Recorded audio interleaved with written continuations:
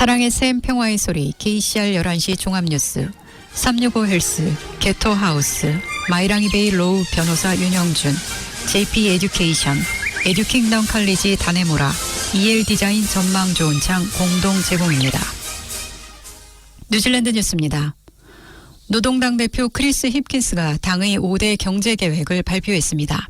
힙킨스는 당의 Our Pathway Forward 5대 경제 계획의 일환으로 강력한 글로벌 명성을 바탕으로 수출 주도형 경제 성장과 뉴질랜드를 지속 가능한 농업 및 농업 기술 우주 센터로서의 전환 계획을 발표했습니다. 또한 재생에너지 분야의 글로벌 리더가 되고 뉴질랜드의 디지털 창의성과 전문성 활용 및 프리미엄 관광 상품 강화를 목표로 세웠습니다. 이는 고임금 일자리, 지속적인 인프라 구축, 더 나은 기술과 실용적인 교육, 균형 재정 계획에 초점을 맞춰 뒷받침될 것이라고 설명했습니다. 그러면서 당의 정책은 무역 의제가 신규 및 신흥 시장으로의 확장, 해외 확장을 위한 기업과의 협력, 다각화, 혁신 국가 그룹과의 공급망 및 관계 강화에 초점을 맞출 것이라고 밝혔습니다. 국민당 크리스토퍼 럭슨 대표는 총선에서 승리할 경우 2030년까지 전기차 충전기 10,000대를 제공하겠다고 약속했습니다. 럭슨은 언론과의 인터뷰에서 경제에 대한 우려를 언급했으며 뉴질랜드는 아시아 태평양 지역에서 경기 침체를 겪고 있는 유일한 국가라고 말했습니다. 그는 경제 팬더멘털이 매우 양호하다는 크리스 힙킨스 노동당 대표의 주장에 충격을 받았다고 비난했습니다. 그러면서 국민당이 경제를 다시 활성화할 경제 계획을 가지고 있으며 경제 재건의 일환으로 인프라를 개선해야 한다고 강조했습니다. 운송 부문에 대한 더 많은 투자는 인프라를 지원하는 것을 포함해 전기 자동차로의 전환을 가속화할 것이며 뉴질랜드는 이 분야에서 OECD 국가 중 최악이며 뉴질랜드에는 현재 일렉트릭 비클 95대당 공용 충전기가 1개만 있는 데 반해 영국에는 EV 20대당 공용 충전기가 1대 있다고 지적했습니다. 크리스토퍼 럭슨 국민당 대표는 전기차의 주행거리 불안이라는 구매 장벽에 맞서기 위해 국민당은 네트워크에 투자하고 2030년까지 충전기 10,000대를 위해 2억 5,700만 달러가 지출될 것이라고 말했습니다. 액트당은 관료적 형식주의 제거 검토를 위해 우선순위를 정할 4개 분야를 발표했으며 시민들이 법이 나쁘다고 생각할 경우 정부에 대한 고소를 허용할 계획을 계속 유지할 것임을 확인했습니다. 액트당은 관료적 형식주의가 뉴질랜드 공공부문에 과도한 부담을 주고 생산성을 저해한다고 오랫동안 주장해왔으며 지난 6월 새로운 규제부 장관을 도입하는 정책을 발표했습니다. 부처 관리들은 관료적 형식주의 제거를 조사하고 조언하는 임무를 맡게 되며 장관들은 제거를 수행하거나 아닌 경우 공개적으로 그 이유를 설명해야 합니다.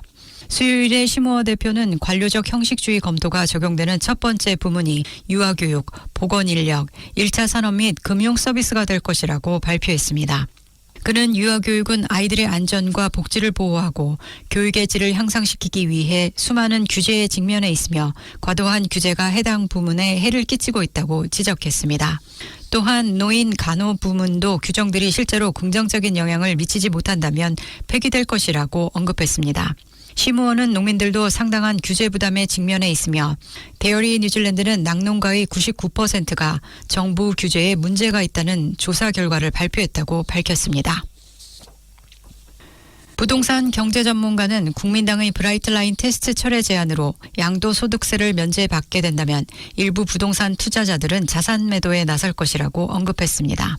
지난달 말 국민당은 지출 우선순위 재조정 및 특정 수입 조치 도입을 통한 146억 달러의 세금 완화 관련 선거 정책을 공개했습니다. 세제 정책 발표에서 국민당은 현재 10년의 브라이트라인 테스트를 다시 2년으로 돌려놓겠다고 밝혔습니다. 현재 거주용 부동산을 10년 미만 소유하고 매도했다면 매도자는 판매 이익에 대한 양도소득세를 납부해야 합니다. 이 규칙은 해외 거주자가 해외 거주용 부동산을 구매하는 경우에도 적용됩니다. 코어로직 최고 부동산 경제학자인 켈빈 데이비스는 더 짧아진 브라이트라인 테스트가 부동산 투자자들을 유혹할 것이라고 말하며 단기간 내에 매도해야 하는 일부 투자자의 경우 양도소득세 납부 위험이 줄면 첫 구매나 투자 부동산 포트폴리오를 확장할 것이라고 설명했습니다. 국회의 최고 환경 고문은 차기 총리는 누구든 자신다 하더니 선례를 따르고 온실가스 배출 감축 계획을 맞도록 요구했습니다. 국회 환경부 위원 사이먼 애프터는 배출 감소 계획이라고 불리는 지구 가열가스 감축을 위한 국가의 첫 번째 계획을 검토한 후 이러한 노력을 주도하는 그룹의 의장의 결정이 매우 중요하다는 사실을 발견했습니다. 탄소제로법에 따르면 책임을 맡은 당사자는 5년 단위로 1년의 온실가스 예산에 맞춰 자동차, 공장, 농업 폐기물, 전기 및 기타 자원에서 발생하는 배출량을 줄이는 계획을 세워야 하며 업터는 이것이 선택사항이 아니라고 말했습니다. 목표는 뉴질랜드가 2050년까지 순 배출가스 제로를 달성하는 것입니다. 모든 정부에는 고유한 접근 방식이 있지만 업턴의 검토에 따르면 총리의 능력이 첫 번째 계획 작성에 중요하다는 것이 밝혀졌습니다. 업턴은 수요일 발표에 앞서 기자들에게 총리만이 여러 기관에 걸쳐 실제로 총 권한을 행사할 수 있으며 총리가 되기를 열망하는 사람은 누구나 이 문제를 기꺼이 극복해야 한다고 말했습니다.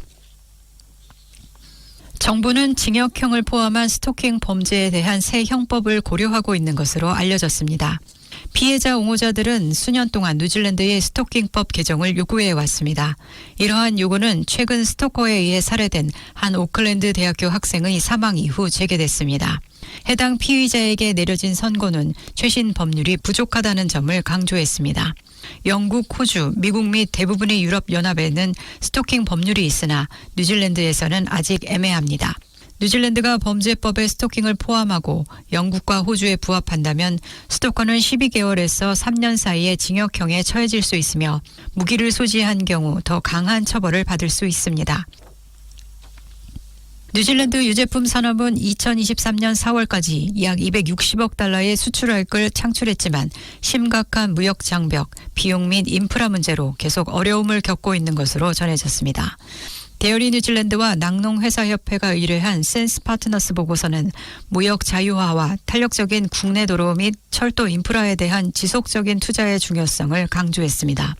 낙농회사협회의 킴벌리 크루더 전무이사는 전 세계 유제품 소비의 약 87%가 10% 이상의 무역 관세를 받고 있으며 이로 인해 유제품 수출업체는 지난 1년 동안 관세로 15억 달러, 비관세 비용으로 78억 달러 이상의 비용을 지출했다고 전했습니다. 크루더 전무이사는 이 비용을 줄이는 것은 수출업자들이 뉴질랜드 유제품의 수출 가치를 지속적으로 높이는 데 도움이 될 것이라고 설명하며 일부 자유무역협정 파트너 시장의 유제품에 남아있는 무역 장벽 제거에 뉴질랜드가 지속적으로 투자하는 것이 중요하다고 강조했습니다.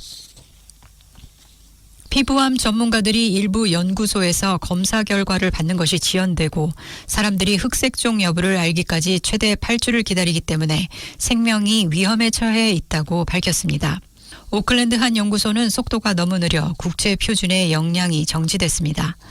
테와트 오라는 환자들에게 사과했습니다. 왕립병리학회는 검사를 위해 보낸 검체의 80%가 5일 이내에 임상의에게 반환돼야 한다고 강조합니다. 그러나 웰링턴과 오클랜드에서는 환자들이 진단을 받기까지 한 달 이상 기다리는 경우가 있어 오클랜드 지역사회 해부 병리 서비스가 피부검사 부서에 대한 인증을 잃게 되는 경우도 있습니다.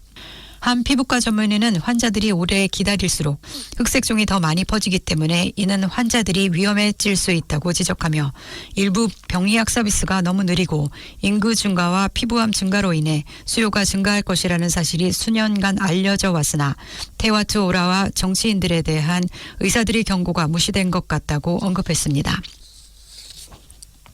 경찰은 오클랜드 슈퍼마켓에서 물건을 훔친 혐의로 두 여성을 구금한 후 29건의 절도 혐의로 기소했습니다. 22세와 26세의 이 여성들은 지난 2달 동안 4만 달러 이상의 물건을 훔친 혐의를 받고 있습니다. 슈퍼마켓 사장은 상점을 공격하는 범죄가 생활비와 관련이 없다고 강조했습니다. 타마키 마카우라우 경찰은 뒷유리창이 부서진 채 운전하는 차량을 발견한 후 지난주 여성들을 체포했습니다. 경찰은 차를 세웠을 때 여성 탑승자들이 여러 건의 절도와 관련하여 수배 중인 것을 알아차렸습니다. 두 사람은 9월 말 오클랜드 지방법원에 출석할 예정입니다. 센트럴 오타고의 한 과일 재배업자는 한 직원의 손가락 3개가 절단되는 사고가 발생한 후 직원을 안전하게 보호하지 못한 혐의로 벌금을 물게 됐습니다. 알렉산드라 지방법원은 2015년 직장보건 및 안전법에 따라 이 과일 재배업자에게 22만 5천 달러의 벌금을 부과하고 3만 7,465달러의 배상금을 지급하라고 선고했습니다. 워크세이프 조사에 따르면 이 회사는 위험을 적절하게 평가하지 않았고 기계 보호가 제대로 이루어지지 않아 부상을 입게 된 것으로 나타났습니다. 지금까지 전해드린 뉴질랜드 뉴스는 뉴스허브, 원뉴스, RNZ, 뉴질랜드 헤럴드, 스타프, 인터레스트.co.nz에서 간추렸습니다. 오늘의 환율 정보입니다. 뉴질랜드 달러와 대비 원화의 기준 환율은 783원 78전, 한국에서 보낼 때 791원 61전, 한국에서 받을 때 775원 95전입니다.